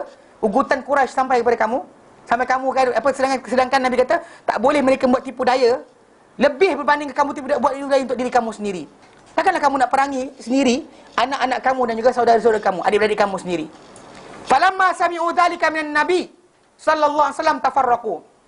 Maka bila mereka mendengar perkara berkenaan daripada Nabi SAW, mereka pun berpecah, scattered. Tak jadi dah nak buat. Okey? Fa balagha dzalika kuffar Quraisy. Maka sampailah berita berkenaan bahawa tak jadinya orang munafik menyerangi Rasulullah, serang Rasulullah dan lawan Rasulullah, tak jadi secara fizikal. Lalu sampailah perkara berkenaan kepada kuffar Quraisy. Fakatabat kuffar Quraisy ba'da waqa'ati Badrin ila al-Yahud. Lalu orang kafir Quraisy setelah perang Badar berlaku, diorang kalah ni tadi sebelum perang Badar. Lepas perang Badar dan nampaknya nanti Islam menang, ketika itu diorang pun lepas tu tulis pula surat kepada apa? Orang-orang Yahudi. Dia tulis apa? Innakum ahlul halaqati wal husun. Ini orang Quraisy tulis kepada orang Yahudi. Kamu ni adalah orang-orang atau penduduk-penduduk halaqah, kumpulan-kumpulan yang terkurung dan juga husun, kubu-kubu. Dia tak macam orang Madinah. Orang Madinah rumah dia terbuka macam tu je. Orang Yahudi dia ada kubu. Semua. Mana kan saya sebut ada 4 kumpulan kan yang terkenal. Quraizah, Nadir, Qainuqa, Mustalik itu antara yang besar. Mereka ni semua ada kubu masing-masing. Di Khaybar ada kubu, di sekian ada kubu. Jadi Quraisy pun cucuk diorang pula. Kata korang ni adalah kumpulannya apa, ada kawasan terkurung dan juga kawasan berkubu, dia kata. Wa innakum latuqatilanna ma'a sahibina aw lanaf'alanna bikadza kadza. Latuqatilunna ma'a sahibina aw lanaf'alanna kadza wa kadza. Dan sungguhnya kamu hendaklah kamu semua perangi teman kami ni, mana Muhammad tu kau lawan dengan dia, ataupun kami akan buat sekian-sekian. The same ugutan. Ugutan yang sama dibuat pada kepada golongan munafik tadi. Sekarang dia ugut pada apa? Yahudi. Jadi dia kata wala yahulu bainana wa baina khadaman nisaikum syai'. Dan takkan menyekat di antara kami dan juga menghadamkan untuk memperhambakan wanita-wanita kamu suatu benda pun. Macam tu sekali digunakan ugutan. Orang tak ada siapa boleh sekat. Lepas kami serang nanti, isi korang semua jadi hamba kami. Mulalah jadi masalah. Dan wa ya khalakhil wa ya khalakhil falamma balagha kitabahum an-nabi sallallahu alaihi wasallam ijtama'at bi Banu Nadir wa bil Ghadri. Lalu bila sampai saja kepada mereka surat Nabi SAW, ketika tu telah berkumpullah Bani Nadir di Qadar. Dan dia berkumpul di satu tempat di kawasan berkenaan. Fa arsalu ila Nabi. Lalu dia utus kepada Nabi SAW. Ni Bani Nadir punya cabaran. Akhrij lana fi 30 rajulan min ashabika wal yakhruj ma'ana 30 hibra. Mana dia kata, meh keluarlah engkau dengan 30 orang di kalangan lelaki-lelaki golongan engkau, dari teman-teman engkau, dan kami akan keluarlah di kalangan kami ini 30 orang dari kalangan pendeta-pendeta kami. Dia nak bunuh Nabi. Tapi dia kata, dia panggil Rasulullah datang jumpa untuk buat tipu daya pada Nabi. Dia ajak Nabi datang dengan 30 orang sahabat. Dia kata kami akan datang dengan pendeta. Dia sebut pendeta. Pendeta kami akan 30 orang datang jumpa engkau. Hatta naltaqi ni bimakanin munsif fayasma'u minka. Sehinggalah supaya kita bertemu nanti dekat tempat pertengahan di antara kami dan kamu. Lalu mereka ni, pendeta-pendeta kami nak dengar daripada engkau. Okey? Fa in sadaquka wa amanu bika amanna bika. Kalau mereka 30 orang pendeta kami ni datang jumpa engkau, ni Bani Nadir punya kerja ni. Lepaskan ugutan orang Quraisy, dia nak buat kena dengan Nabi. Dia kata suruh keluar kan. Kalau 30 orang ni tadi beriman dengan kau, fa in sadaqu, mereka percaya engkau, wa amanu bika, dan beriman dengan kau, amanna bika, kami pun beriman dengan kau. memang dia nak kenakanlah. Okey. Falamma kana al-ghad ghada alaihim Rasulullah sallallahu bil kataibi fahasarahum. Lalu apabila hari keesokannya, lalu keluarlah pagi berkenaan kepada mereka Rasulullah SAW bil kataibi dengan kumpulan tentera. Fahasarah, Nabi pun kepung mereka. Qala lahum, Nabi kata kepada mereka, innakum wallahi la ta'manu indi illa bi'ahdin tu'ahiduni alaihi. Sungguhnya Nabi kata, sungguhnya kamu demi Allah tidak selamat di sisiku melainkan dengan perjanjian yang kamu janjikan dia dengan aku waktu mula-mula dahulu. Kan Nabi sampai ke Madinah, Nabi terus buat perjanjian. Lalu Nabi kata yang menyebabkan aku tak serang kamu ini je. Sebab surat Quraisy tadi, ugut tadi sampai dah. Lepas tu dia orang pun buat perancangan untuk ajak Nabi supaya apa? Dia keluar tempat 30 orang je. Memang pasti dia orang tak akan datang 30 orang. Dia mesti datang ramai. Tapi dia orang kata suruh Nabi keluar 30 orang sahabat Nabi untuk bertemu dengan apa? Dengan dia orang punya pendeta. Apa masalah datang dalam Madinah? Nabi tak pernah sekat mereka datang pun. Tapi mereka sengaja suruh Nabi keluar supaya apa? Keluar di kawasan selamat supaya mereka boleh serang. Maka Nabi kata, kamu sebenarnya tak selamat daripada aku melainkan dengan sebab perjanjian yang kamu janjikan aku dengannya dahulu. Okey. Fa'abau an yu'tuhu ahdan. Lalu mereka enggan untuk memberikan Nabi SAW perjanjian. Faqatalahum yaumahum dhalik. Lalu Nabi perangi mereka pada hari berkenaan. Thumma ghadal ghadda ala Bani Quraizah. Lalu Nabi pun keluar besoknya dengan ke Bani Quraizah. Okey. Apa ke Bani Quraizah? Apa ke Quraizah? Bil kataibi dengan apa? Dengan tentera tadi. Buat tarakah Bani Nadir, tapi Nabi perang, tinggalkan Bani Nadir, tak masuk. Nabi tinggalkan, Nabi pergi Bani Nadir. Wada'ahum ila an yu'ahiduh. Nabi panggil orang untuk keluar buat janji baru. Pasal surat yang baru datang daripada Quraisy tadi menyebabkan dah timbul syak wasangka di antara Islam dan juga mereka. Jadi orang Islam pun fikir-fikir apa, lepas tu pula diorang pun ajak Nabi nak jumpa macam tu, lagilah dahsyat. So Nabi panggil untuk buat janji, buat perjanjian baru. Perjanjian baru untuk apa? Tidak ada berlaku sebarang apa? Pengkhianatan antara kita dan kamu. Nabi kata macam tu. Jadi Nabi pergi pula Bani Nadir, diorang tak nak keluar, Nabi tinggalkan. Nabi pergi pula Bani Quraizah.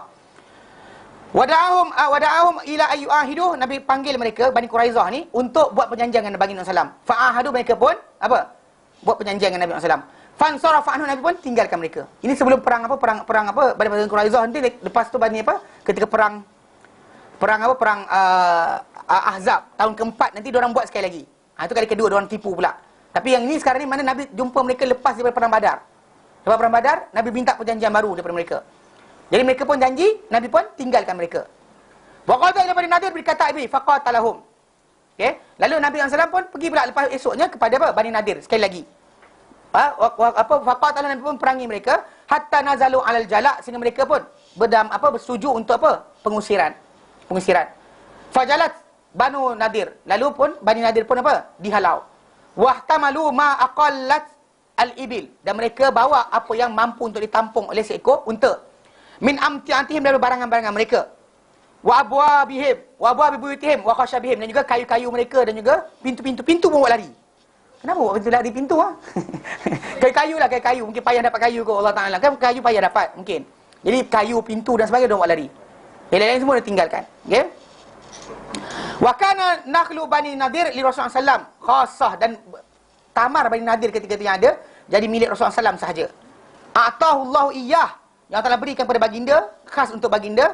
Wa khassahu biha, dan telah khaskan untuk baginda saja. Sebab kenapa Allah Taala kata wa ma afa Allahu ala rasulihi minhum, dan apa-apa Allah Taala berikan sebagai harta rampasan tanpa pertempuran kepada apa oleh Allah Taala kepada kamu ni, fa ala rasulihi minhum fama aujaftum alaihi min khailin wala rikab, dan apa-apa yang kamu dapat tahan di atasnya daripada kuda ke kenderaan dan sebagainya. Maksudnya benda tadi, maksudnya yakul bi ghairi qital, dengan tanpa pertempuran. Allah Taala beri kepada Nabi SAW benda berkenaan, dan beri banyak kebanyakannya aktsaraha fa'atan Nabi SAW aktsaraha lil muhajirin. Lepas Nabi dapat, Nabi agihkan sendiri pula lepas tu. Kalau ni kata harta rampasan perang biasa, dia ada automatik Allah Taala berikan 5, bagi 5. Automatik terus. Apa yang dapat dalam perangan tadi 5. Allah Taala dan Rasulullah dapat 1 bahagian. 2 lagi akan dibahagikan pada kenderaan dan juga orang-orang yang kepada orang yang berkenderaan dapat 2, pada orang yang tak ada kenderaan dapat 1. Dapat 5 tadi. Betul, ada bahagian berat lain untuk orang lain. Tapi maksud dia yang itu dah ada pembahagian khas. Yang ini apa rampasan tadi automatik Nabi berhak untuk buat apa dia nak. Okey. Jadi Nabi berikan kebanyakannya kepada muhajirin. Wa qassamaha bainahum, Nabi agih-agihkan antara mereka. Wa qassama minha li rajulain min ansar, dan Nabi bahagikan di antaranya kepada 2 orang lelaki di kalangan Ansar. Wa kana dzawil hajah, dan Nabi beri kepadanya kerana mereka ni ketika itu memerlukan, ada keperluan.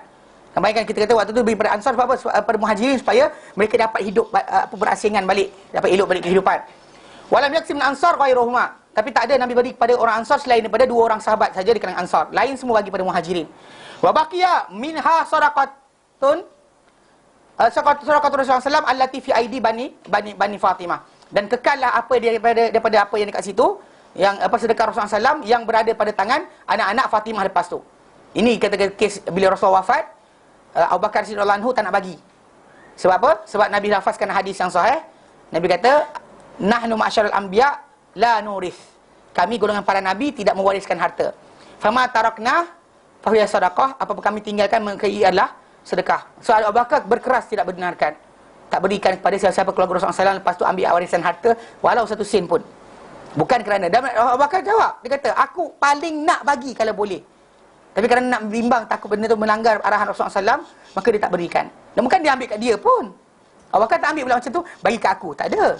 Dia tak ambil benda berkenaan. Bahkan benda tadi dia agihkan, dia bagi pada Ali, agihkan macam Rasulullah agihkan dahulu. Rasulullah ada apa? Cara pengagihan asal kan? Nabi agihkan setiap bulan, setiap mana keluar hasil, Nabi ada cara pengagihan khas. Maka lepas daripada tu, walaupun tak diserah kepada Fatimah secara direct, yang menguruskan harta tadi adalah Ali bin Abi Talib lepas tu. Ni yang buat oleh Abu Bakar radhiyallahu anhu. Mana Ali buat macam Rasulullah buat dahulu. Tak dapat pada dia. Faham? Ni kena faham betul-betul. Jadi ini yang kisah yang ada Tamar Bani Nadir ni yang timbul tajuk. Pasal dia menjadi milik Rasulullah SAW sepenuhnya.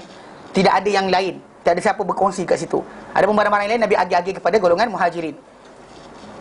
Dan dia kata apa? Wa linadhkur mulakhas ghazwatu Bani Nadir ala wajhil ikhtisar wa billahi musta'an. Dan kita akan sebutkan, ni tadi yang sebut dalam Sunan Abu Daud. Dia berkata Abu Daud tadi kan? Sunan Abu Daud. Tapi dia kata kat sini Ibnu Katsir kata, dan kita akan sebutkan ringkasan kepada peperangan Bani Nadir ni di atas bentuk bentuk yang mudah, bentuk yang simple, dia kata wa billahi musta'an, dengan Allah Taala kita minta pertolongan. Dia kata wa kana sababu dzalika fi ma dzakarahu ashabul maghazi was siyar. Dia kata dan sebab peperangan itu, sebab peperangan itu berlaku pada apa yang dinyatakan oleh orang-orang yang mengarang, pengarang kitab-kitab peperangan dan juga sejarah. Pasal kita kena bezakan pengarang tentang sejarah. Actually asalnya hadis-hadis Nabi SAW dikumpulkan mula-mula dengan kisah-kisah peperangan dan hidup Nabi. Lepas tu baru para ulama asingkan kepada kitab-kitab fiqh. Mana ikut cerita-cerita fiqh. Kalau tidak, asalnya dahulu dia tidak dikhususkan macam tu. Lebih kepada kisah hidup Rasulullah SAW dan juga peperangan Rasulullah hadir macam mana. Siapa mati, siapa hidup, siapa kalah, siapa menang, sebagainya. Semua disebut macam tu. Jadi dalam kisah-kisah tadi, dalam dia beza sikit dengan hadis. Dalam kitab-kitab sirah ni, dia punya penceritaan tadi dilonggarkan sikit. Tidak seperti sekuat hadis. Kalau hadis ni kita pasal berdasar pada halal dan haram, kan, berkaitan akidah, tak boleh benda-benda yang ada kekeliruan tu dimasukkan. Dan ada pun dalam kisah sejarah, kan, hidup siapa mati, siapa tak mati dan sebagainya, tak menjadi hukum untuk menukarkan hukum Allah Ta'ala, maka tak jadi tajuk. Tak mengapa dikatakan oleh para ulama tentang perkara ni. Walaupun saya secara peribadi saya tak setuju. Sebab jadi kes berkenaan dengan apa? Kisah dan sirah lah. Ini cerita dan sirah berkenaan dengan Gharanik. Ini kisah surah syaitan. Nak dengar? Satanic verses. Yang kita sama Rushdie nukilkan, kononnya sekian ada dilempar Rasulullah SAW. Bila turun ayat Quran, kemudian bila Nabi baca ayat berkenaan, bukan sekadar Islam je, semua sekali sujud. Orang kafir-kafir pun sujud sekali. Kononnya kisah berkenaan. Kalau sahih dan sebagainya, benda tu seolah macam benda tu ada lafaz yang bukan daripada Al-Quran termasuk dalam tu, menyebabkan orang Quraisy sujud sama. Pasal nama Tuhan-Tuhan dia disebut. Jadi kisah ni tak sahih. Walaupun orang kata dalam kisah setakat sejarah, tapi bila sampai menyebabkan masuk tajuk Nabi dimasuki oleh lemparkan kata-kata daripada syaitan, tak boleh terima lah. Pasal Nabi SAW adalah maksum, terpelihara daripada sebarang suara-suara yang daripada syaitan tadi untuk masuk pada baginda. Bahkan memang tak buka, dan para rasul ni dijaga depan dan belakang daripada sebarang wahyu ataupun ilham ataupun apa-apa gangguan daripada syaitan dalam masalah lintasan hati. Tak ada daripada melainkan Allah Ta'ala saja. Atau tutup mata pun Nabi masih ingat Allah Ta'ala. Nabi kata tidur dua mataku tapi hatiku tidak tidur. Itu sebab dalam 3 surah ayat terakhir surah Jin, antara kita belajar itu, di mana Allah Ta'ala sebut alimul ghaib. Allah Ta'ala ni yang tahu benda ghaib. Fala yuzhiru ala ghaibihi ahada. Dia tak buka perkara ghaib daripada siapa-siapa pun. Tak ada sesiapa dapat perkara ghaib Allah Ta'ala. Illa, kecuali man irtada min rasul, siapa-siapa Allah Ta'ala ridai dengan rasul. Kenapa rasul yang boleh dapat? Fa innahu, kan rasul ni yasluku min baini yadayhi wa min khalfihi rasada. Kan rasul ni depan dan belakang dia ada pengawal. Ada pengawal yang menjaga. Menjaga apa? Daripada termasuknya sebarang ilham bukan dari Allah Ta'ala. Tak ada kan ada. Hatta Nabi punya Qarin masuk Islam. Kan Nabi kata kan, bila para sahabat, Nabi kata pada para sahabat, mana tak ada anak Adam lahir kecuali bersama-sama dengan dia telah diikatkan 2 Qarin. Ada Qarin daripada jin. Qarin yang jin yang tadi mengajak dia pada benda-benda jahat. Yang kita Ramadan tu kita nampak dia hilang.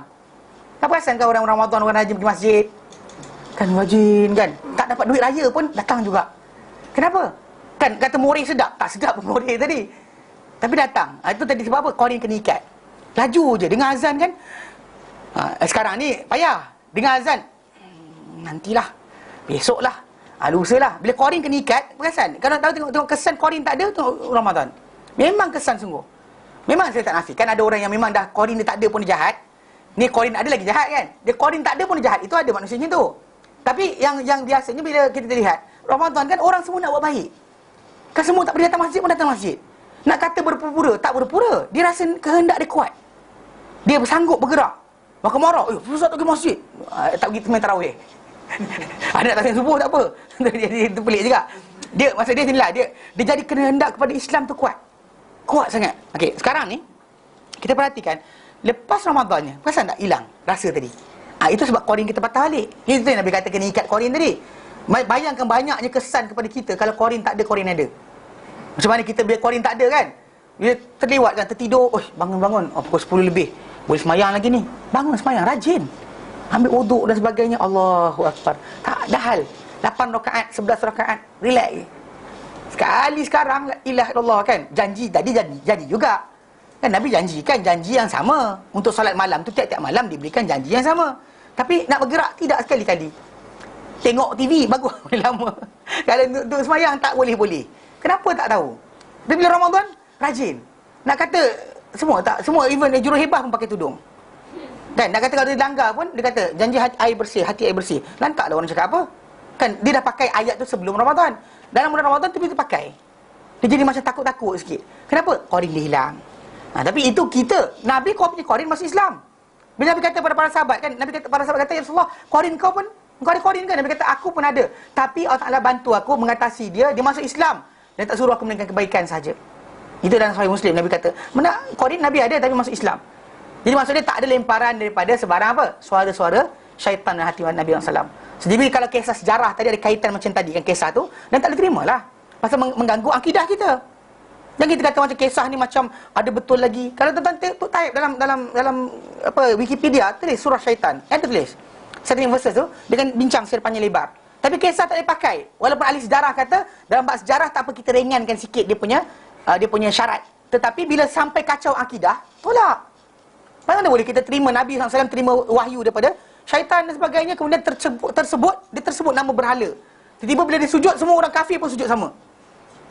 Jadi tak boleh macam tu kan. Tak dikenakan pasal Nabi Daud kata yasluku min baini yadayhi wa min khalfihi rasada. Depan dengan belakang dia ada pengawal. Takkan masuk daripada syaitan. Lintasan apa pun mimpi dia semua wahyu. Semua mimpi para anbiya wahyu. Mimpi kita bukan wahyu semua. Bukan semua dari Allah Taala. Ada kesibukan harian, ada dari permainan syaitan, ada dari Allah Taala, tak tahu mana satu. Jangan happy sangat. Mimpi-mimpi, hebatnya aku. Kan? Jangan macam tu kan. Ni perasan semua sekali ni. Tak boleh. Jadi kita kata memang kita kata macam kisah dalam bab sejarah ni tu bila Ibnu Katsir kata telah meriwayatkan apa yang disebut oleh ashabul maghazi wasiyar. Ini memang para ulama macam Imam Tabari ada kitab khas dia, Ibnu Katsir ada kitab khas sendiri kan. Yang mereka ni Ibnu Hisham terkenal ataupun Ibnu Ishaq. Yang mereka ni ahli dalam bidang berkenaan dengan kisah-kisah sejarah. Nabi berperang, siapa keluar dengan Nabi, siapa sahabat Nabi bersama Nabi sebagainya. Dia bincang waktu je.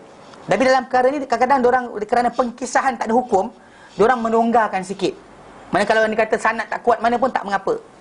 Macam Ibnu Ishaq yang banyak orang tolak dia sebenarnya bukan kes berkenaan masalah apa benda hadis yang dicerita. Tapi biasa orang tolak dia sebab apa? Dia banyak syair-syair. Dia kata bila mati Abdul Muttalib, lalu bersyairlah orang ini, bersyairlah orang ni. Orang ni sebut semua syair banyak tu, tapi tak ada sanad. Tak tahu datang mana. Yang tu orang masalah dengan dia. Tapi ada kes yang lain macam dia kata hadatsani, akhbarani dan sebagainya, benda tu kuat. Maka bila kita jumpa dalam tu, kita jumpa pula dalam kitab-kitab sunan yang lain. Itu kena faham Dia terkenal sebagai bukan ahli hadis tapi ahli berkenaan sejarah dan juga peperangan Rasulullah sallallahu alaihi wasallam. Okey, apa dia kata? Bahawa sesungguhnya apabila dibunuh orang-orang lamma qutila ashabu bi'ril maunah. Apabila dibunuh orang-orang pergi Maunah ni kan Maunah Malaysia ni. Ini jadi kes Nabi SAW pernah menghantar min ashabi Rasulullah SAW dari kalangan sahabat Nabi SAW, dia ni qurra al-Quran. Para pembaca al-Quran yang Nabi lantik mereka mengajarkan Quran dan sebagainya, dijemput untuk mengajarkan Quran.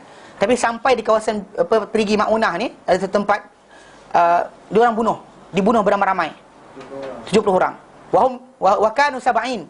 Dan 70 orang. 70 orang qari Al-Quran. Maka qari baca sedap tu. Qari hafaz Quran. Qari baca sedap tak ni tak? Rugi juga. Tapi qari yang hafal Quran, yang menjadi guru Al-Quran pada zaman Rasulullah SAW dahulu. Okey. Dan dikata wa afalat minhum Amru ibnu Umayyah ad-Damari. Okey. Jadi dan terlepas daripada mereka ni adalah Amru bin Umayyah ad-Damari. Falamma kana fi asna'i tariq raji'an ila Madinah qatala rajulain min Bani Amir. Lalu dalam perjalanan dia balik, pasal dia terlepas daripada dalam ramai tadi, dia terlepas. Maka dalam perjalanan tadi balik ke Madinah, dia telah membunuh 2 lelaki di kalangan Bani Amir. Wa kana ma'ahuma ahdun min Rasulillah. Tapi bersama 2 orang lelaki yang dibunuh tadi, ada perjanjian dengan Rasulullah SAW. Maksudnya Nabi jaga supaya mereka ni selamat daripada orang Islam. Orang Islam tak boleh kacau mereka dan sebagainya lah. Wa aman, dan juga keamanan. Lam ya'lam bihi Amr, yang Amr tak faham, dia tak tahu ada perjanjian orang ni dalam perjanjian Rasulullah SAW. Falamma raja'a akhbar Rasulullah SAW. Lalu apabila dia pulang, dia balik ke Madinah, sampai Madinah, dah 70 orang dah mati kan. Dia terlepas, dia balik, dia dalam perjalanan dia bunuh 2 orang yang dijumpa dalam perjalanan tadi, takut orang tu nak serang dia dan sebagainya, tapi dia tak tahu bahawa orang tu ada perjanjian Rasulullah SAW. Jadi bila sampai dia balik, falamma raja'a akhbar Rasulullah SAW. Bila dia balik sampai ke Madinah, dia beritahu Rasulullah SAW. Faqala lahu, lalu berkata Rasulullah SAW kepada beliau, laqad qatalta rajulain. Okey. Sebenarnya kau telah bunuh 2 orang lelaki. Li'addiyannahuma. Benar-benar aku kena tunaikan balik bagi pihak mereka. Okey, maksud dia orang tu tadi ada perjanjian, patutnya kena tunaikan, kena balas balik. Mereka kena bayar balik pada pembunuhan yang berlaku. Wa kana baina Bani Nadir wa Bani Amir halafun wa ahd. Dan sebenarnya di antara Bani Nadir yang Yahudi tadi dengan Bani Amir yang lelaki dia dibunuh tadi tu ada perjanjian dan juga ada sumpah dan perjanjian.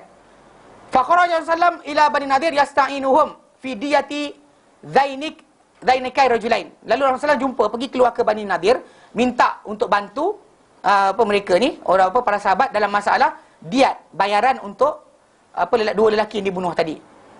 Wa kana manazil Bani Nadir zahir al-Madinah ala amyal minha syarqaiha.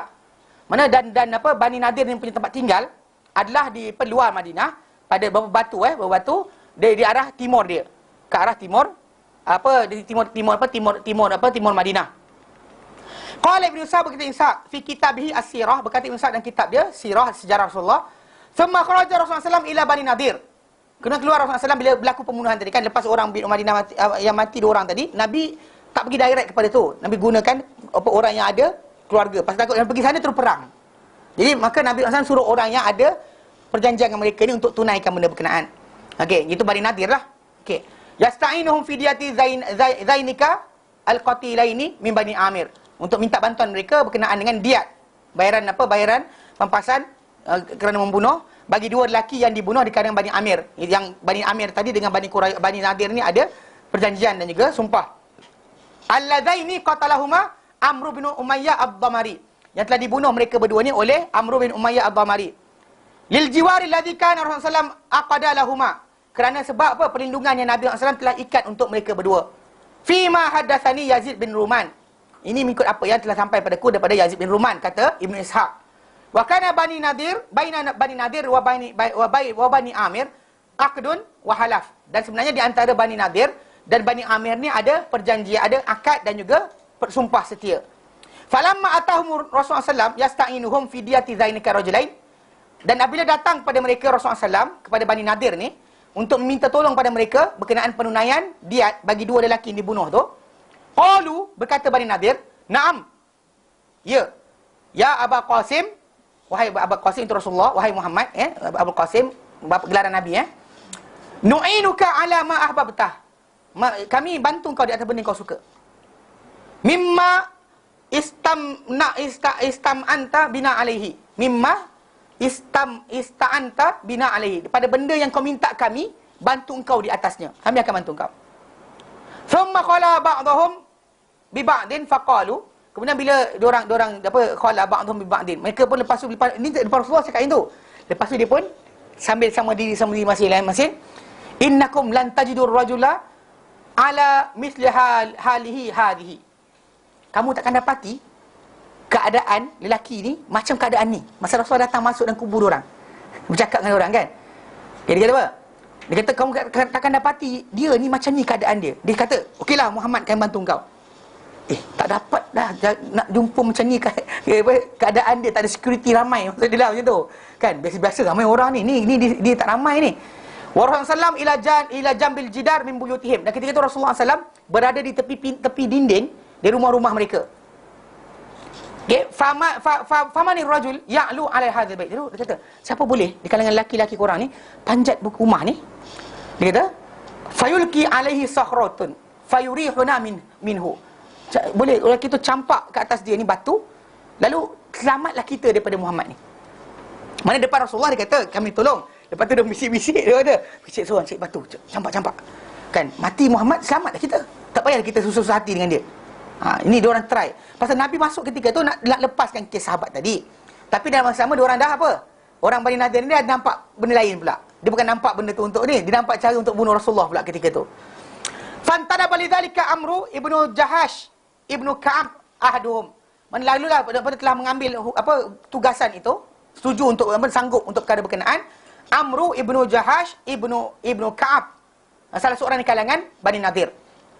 Faqala ana lidzalik. Akulah orangnya. Biar aku buat, dia kata. Fasa'ada liyalqa alaihi sakhratun kama qala. Lalu dia pun naiklah panjat rumah tadi untuk campak batu ke atas kepala Rasulullah macam yang dikatakan. Wa Rasulullah SAW fi nafarin min ashabihi. Dan Nabi ketika itu bersama sekumpulan para sahabat baginda. Okay? Nabi kata, fihim Abu Bakrin wa Umar wa Ali. Di tengah ramai yang ada terdapat Abu Bakar, Umar dan Ali. Fa'atar Rasulullah SAW al-khabar minas sama. Lalu datang kepada Rasulullah SAW perkhabaran dari langit, bima aradal qaum, dengan apa yang kaum itu tengah nak buat. Okey. Faqama wa kharaja raji'an ila Madinah. Lalu Rasul bangun, ajak para sahabat bangun balik pergi ke Madinah. Falamma basa Nabi ashabahu qamu fi talabihi. Okey. Lalu bila Rasulullah SAW istalbasa, dulu tunggu Nabi SAW, ashabahu qamu min talabihi. Okey. Falaqau rajulan muqbilan minal Madinati. Lalu dia kata bila Rasulullah SAW bergerak dengan para sahabat dia, mereka bergerak kan, orang Madinah, orang Bani Nadir tadi bangun untuk cari Nabi SAW. Falaqau rajulan muqbilan minal Madinah. Lalu dia jumpa dengan orang datang balik dari Madinah. Pasal dia orang tadi nak bunuh Nabi, tapi tak sempat, Nabi dah bangun balik. Jadi dia orang kejar ikut belakang. Tapi dalam kejar tadi, tiba-tiba datang seorang lelaki daripada Madinah bertemu dengan kumpulan orang-orang Bani Nadir tadi. Fas'aluhu anhu. Lalu bertanyalah orang-orang Bani Nadir tadi, nampak Muhammad tak? Lepas tu lelaki tu kata, faqala, dia kata, ra'aituhu dakhilal Madinah. Aku nampak dia masuk ke dalam Madinah. Lalu fa'aqbala ashabu Rasulullah hatta intahau ilaihi. Lalu datang Rasulullah SAW kepada para sahabat Nabi SAW, datang sampai jumpa dengan Rasulullah SAW. Lalu baginda fa'akhbarahumul khabar. Nabi SAW bagi tahu para sahabat berkenaan dengan apa yang jadi sebenarnya. Okey. Bima kana al-yahud aradat binal ghadri bihi. Dengan apakah Yahudi tadi inginkan daripada apa? Membuat tipu daya ataupun perancangan jahat ke atas baginda. Wa amara Rasulullah SAW bitahayyu'i li harbihim wal masir ilaihim. Lalu Rasulullah SAW perintahkan supaya para sahabat bersiap sedia untuk perangi mereka dan juga berjalan ke arah mereka. Maksudnya dah settle sebenarnya, tapi diorang dah buat macam tu, melanggar janji, dan Nabi SAW suruh para sahabat bersiap sedia. Thumma sara hatta nazala bihim fatahassanu minhu min fil husun. Kemudian baginda pun bergeraklah ke arah mereka dan Nabi turun sampai ke tempat mereka tadi, lalu mereka pun berkubu daripada baginda dari dalam kubu-kubu mereka. Fa amara Rasulullah bi qat'in nakhli wa tahriki fiha. Dan baginda SAW suruh pun para sahabat pada keliling yang berada di keliling berkenaan suruh potong beberapa pokok tamar dan juga bakar pokok berkenaan di kawasan luar daripada kubu mereka. Fanadauhu. Lalu mereka orang-orang Yahudi panggil, ya Muhammad. Muhammad, dia kata. Muhammad, dia kata, qad kunta tanha anil fasad. Engkau kan larang dia buat kerosakan. Wa tu'ibuhu ala man sana'ahu, dan kamu burukkan siapa-siapa buat kerosakan. Fama balu qat'in nakhlati wa tahrikih. Apa hal kau potong pokok? Dia panggil daripada atas. Kan para sahabat buat benda tu kan, dia panggil. Apa hal Muhammad? Kan sebenarnya Allah Taala fa bi idznillah, sebenarnya Allah Taala suruh. Allah Taala sebut nanti dalam ayat kita baca nanti, mana apa ma qata'tum min linatin aw taraktumuha, apa yang kamu biarkan daripada batang-batang tamar tadi, apa yang kamu potong atau kamu biarkan daripada tamar, fa bi idznillah. Adalah dengan izin Allah. Waliyukhzil fasikin, supaya apa? Menjadikan hina orang-orang yang fasik. Sebenarnya benda tu bukan Nabi mana pernah buat kerja macam tu. Bukan kita kata orang marahkan nyamuk, kelambu dibakar. Kan, geramkan orang tu sepak anak dia. Mana boleh? Kan, Nabi SAW. Cuma ketika waktu berkenaan, Allah Ta'ala arahkan Nabi buat, dua orang pun bercakap. Dia kata, dia bercakap. Dia kata, Muhammad, dia kata, bukankah kau larang orang buat kerosakan? Ni kau buat apa ni, dia kata. Kan, kau burukkan kerosakan. Fama balu qat'in nakhli wa tahrikiha, apa hal ni? Potong pokok tamar dan juga membakarnya. Okay, maksudnya dia cakap macam tu pada Rasulullah SAW. Okay?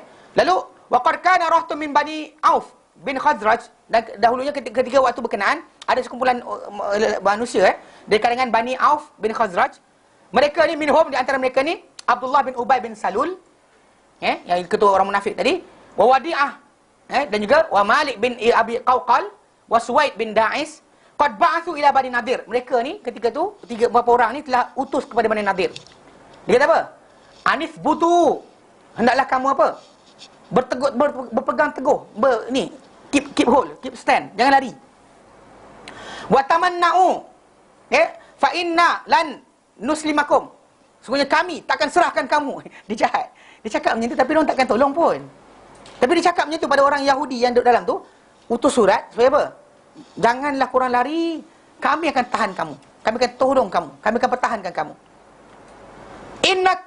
In qutiltum qatalna ma'akum, kalau kamu diperangi, kalau berlaku pertempuran, kami berperang bersama kamu. Ini kata-kata orang munafik tadi.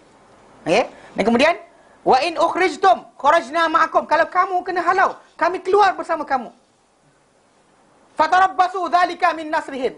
Lalu dalam masa sama mereka pun nantikan dengan itu kemenangan, dan tunggu-tunggu kok takut orang Yahudi menang. Tahu tak orang munafik ni tadi. Falan yaf'alu, tapi mereka tak buat pun. Wa qadafallahu fi qulubihim ar-ru'b, Allah tak campak dalam diri mereka ni ketakutan.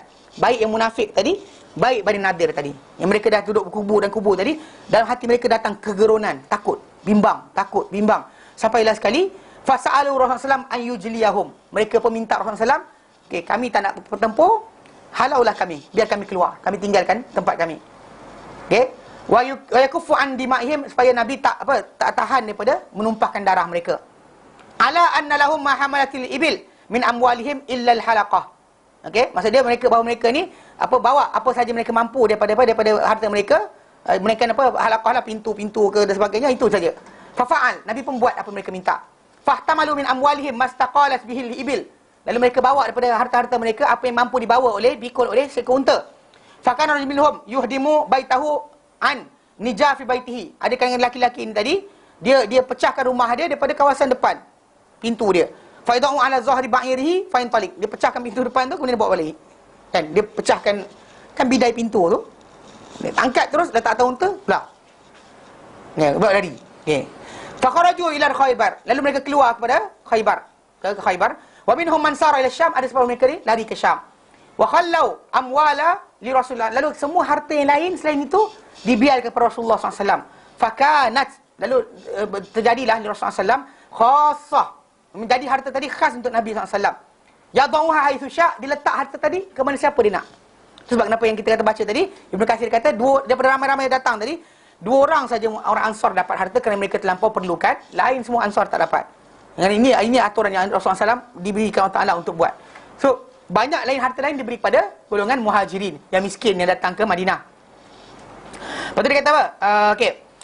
Faqassamaha al-muhajirin al-awwalin dunal ansar, lalu baginda mengagih-agihkan harta-harta tadi kepada golongan yang awal masuk Islam di kalangan muhajirin dan tanpa beri kepada ansar. Illa anna Sahl bin Hunayf wa Aba Dujanah Sammak ibnu Kharashah. Zakara faqra. Mana bahawa melainkan 2 orang lelaki, seorang Sahl bin Hunayf. Sahl bin Hunayf dan juga Abu Dujanah Sammak ibnu Kharashah, nama dia. Abu Dujanah Sammak ibnu Kharashah, yang 2 mereka ni mengadu kepada Rasulullah SAW tentang kefakiran mereka. Maka baginda fa'atahuma Rasulullah SAW, baginda bagi pada mereka. Qala, baginda bersabda, walam yuslim min Bani Nadir illa rajulan, dan tak selamat daripada Bani Rajulan ini, Bani Nadir ni, kecuali 2 orang lelaki. Okey, mana yang mereka ni melainkan 2 orang lelaki, Yamin bin Umair bin Ka'ab bin Amr bin Juhash dan Abu Sa'ad bin Wahab aslama ala amwalihima fa ahrazaha. 2 orang je yang dia masuk Islam, maka Rasulullah benarkan mereka ambil harta mereka. Nabi tak rampas harta mereka. Mereka masuk Islam dan Nabi lepaskan. Lain semuanya lari pergi Khaybar ataupun pergi ke Syam. Qala Ibnu Sa'd, berkata Ibnu Sa'd, wa qad hadatsani ba'du ali Yamin, telah ceritakan kepadaku sebahagian keluarga ahli Yamin. Yamin yang masuk Islam tu pada Rasulullah SAW tadi, keluarga dia cerita pada Ibnu Sa'd. Dia kata apa? anna Rasulullah SAW qala li Yamin. Yamin kan? Yamin. Ada Melayu nama Yamin Yelah Yamin, ya mim ya nun tu Yamin kanan satu. Dia Yamin. Yang bunyi Yahudi sikit lah. Kadang-kadang orang kita dia pelik-pelik ambil nama kan. Jangan ambil nama pelik-pelik. Bukan hina Yahudi tu kan. Tapi kita kata ambil lah dengan yang terbaik, ambil lah nama-nama elok. Dipanggil anak nama tak apa benda entah. Esha lah, Asha lah kan. Ash lah, Ash. Abu, baik panggil Abu. Yamin Dia kata apa? Nabi kata pada Yamin yang masuk Islam ketika mana? Dia ramai tadi. Alam tara ma lakitu min ambi ibn ammika. Okey? Nabi kata, kau tak nampak ke? Nabi kata pada Yamin tadi. Yamin cerita, keluarga dia cerita apa Nabi cakap pada dia ketika masuk Islam. Kau nampak tak? Dia kata. Nabi kata pada dia, alam tara, kau tak nampak ke? Ma lakitu min ibn ammika. Apa yang aku terima, apa yang kena kepadaku daripada anak-anak pak saudara engkau. Wa ma hum bihi min sya'ni, dan apakah yang berlaku pada mereka daripada urusanku. Kau nampak kan, dia kata, dia ceritakan mana benda-benda tadi, apa yang berlaku, perancangan dan sebagainya, semua dia tahu. Memang orang tu pun mengakui itu masuk Islam tu. Dia akui mana apa yang perancangan nak bunuh Rasulullah dan sebagainya, semua dia tahu. Faja'ala Yamin bin Umair li rajulin ju'ila ala ayaktula Amr bin Juhash. Lalu telah membuat Yamin bin Umair ni kepada seorang lelaki, dia buat satu perjanjian upah untuk membunuh Amr bin Juhash yang nak panjat campak batu pada Rasulullah SAW tu. Dia dah buat ni kan. Faqatalahu fima yazumun. Lalu Yamin punya keluarga kata dia telah dibunuh mengikut apa yang mereka dakwa. Qala Ibn Sa'd kata Ibn Sa'd, wa nazala fi Bani Nadir surah Al-Hashr bi asriha. Lalu dan turun kepada Bani Nadir ni surah Al-Hashr secara keseluruhan dia. Itu kisah sejarah berkenaan dengan apa yang berlaku pada kisah ini. Tapi Allah Ta'ala nak zahirkan pada situ macam mana kalau anda kata orang tu senjata dia kuat, kubu dia besi sekalipun, kalau anda kata nak keluar, dia akan keluar. Minta pada Allah, jangan minta pada yang lain. Kita nak selamat, minta pada Allah. Kita nak orang tu kan kedekut sangat kan, payah sangat dapat harta dia kan. Minta pada Allah Ta'ala akan lembutkan hati dia. Ni benda ni banyak berlaku. Kadang manusia ni tak faham sebenarnya hati manusia ni dia kawalan Allah Ta'ala. Nak lemparkan kegembiraan, kebahagiaan, kesukaan kan. Kadang-kadang suami tu rasa dia tak handsome dah, tapi ni sayang juga. Siapa sayang? Tapi tadilah Allah Ta'ala campak. Kalau Allah Ta'ala campakkan keburukan, kebencian, Allah Ta'ala campak kebencian dan keburukan. Mana Allah Ta'ala yang mengawal segala-galanya. Sebab itu kita kata nak kebahagiaan, nak apa sahaja sekalipun, minta hanya kepada dia. Dan dia akan bagi dengan cara yang dia nak. Macam tadi dia kemenangan Allah Ta'ala nak bagi, tapi cara dengan apa? Dengan golongan tadi ketakutan. Ketakutan itu saja madai. Tanpa angkat senjata, tanpa sibuk pecah-pecah, tunggu lapar-lapar 3-4 hari ke situ. Tak payah. Hina, cukup hina. Sedangkan mereka ni kubu tu dia kata macam Rusia lah kan. Punya hebat, dia kena keluar. Aib. Sebab lepas tu hilangnya kepercayaan negara-negara yang keliling kan. Semua tak takut dengan Rusia lepas tu. Sebab apa? Sebab Rusia hilang taring. Mana taring dia hilang? Hilang kat Afghanistan. Itu macam tu contoh dia. Mana Allah Ta'ala berkuasa. Itu sebab kenapa bila kita zaman kita sekarang ni, betul konspirasi cerita berkenaan dengan US ada ini, US ada itu. Itu semua benda tadi tak usah bimbangkan. Sebab sebelum benda-benda tu berlaku, anda kena ingat bahawa kematian anda adalah benda balik lagi bahaya. Jangan takutkan diri kita dengan benda yang tak pasti. Takutkan benda yang pasti. Apa benda? Kematian. Yang mana bila kematian, dia orang akan tanya. Dia tak tanya konspirasi teori. Kau tahu tak apa jadi Freemason? Malaikat tanya. Tak tahu. Dia lempang. Tak ada. Malaikat tak akan tanya bab tu. Dia akan tanya apa? Apa kau buat berkenaan dosa pahala? Apa kau buat berkenaan dengan masalah keluarga kau? Apa kau buat berkenaan itu tak akan tanya. Itu dia akan ditanya pada kita. Makan harta haram ke tidak? Dosa pening kepala berkenaan masalah tak kaya-kaya. Ini apa tu? Konspirasi tak mengkayakan orang Melayu. Bila pula macam tu? Tak kaya tak ada masalah. Pasal dunia ni bukan tempat kekal segala-galanya. Anda bekerja, usaha, cari makan. Dapat banyak, dapat sikit, Allah Ta'ala yang agihkan. Itu agihan Allah Ta'ala. Dia tak zalim. Dia bagi banyak. Saya kaya RM1. Kaya RM1. Dari RM3. Tengoklah Allah Ta'ala bagi banyak mana. Kalau dia bagi banyak tu lah. Kalau kata ada bulan tak ada duit langsung. Tak ada duit langsung lah. Ada 50 sen. Kaya 50 sen. Banding kita dengan orang yang tak ada duit langsung, lagi teruk. Yang merempat tak ada rumah langsung, lagi teruk dari kita. Kita tak nak berikan lebih baik sebenarnya. Cuma tak perasan. Kan? Kita blessing tu banyak tapi tak perasan. Kan? Tapi itu sebab kita kata, kalau nak sangat apa-apa, minta hanya pada Allah Ta'ala. Jangan minta pada yang lain. Jangan minta pada yang lain. Pasal di sini Allah Ta'ala zahirkan, dia berseorangan, tanpa orang Islam kerahkan apa-apa, kan keluar dah. Tapi apa? Tiba-tiba musuh terus keluar, kami menyerah. Kami terima segala hukumannya ada. Hina. Bayangkan macam tu sekali. So itu kekuasaan Allah Ta'ala. Dia mengatasi segala-galanya. Bukan dengan jatuh tak bintang. Tak payah jatuh tak bintang pun. Tak payah malaikat pergi jerit mati. Tak payah. Tak payah datanglah pula orang berkuda putih. Tak payah. Datang apa? Ketakutan je. Allah Ta'ala zahirkan apa? Hinanya mereka dengan lepas tu. Sampai semua apa? Islam hanya 2 orang. Yang lain semua hilang macam tu je. Jelas? Baik, kita sambung insyaAllah nanti dengan tafsir. Ada soalan? Tak boleh hafal mana kita berhenti bulan ni, minggu ni, minggu depan. Jadi 5 ayat 5 ayat pertama. 5 ayat pertama hafal. Baca hafal. Cara dia mudah. Banyak kali dengar lah. Pasang dekat radio, pasang dekat handphone, dengar setiap hari. Lama-lama dia tu akan mudah untuk tuan hafal.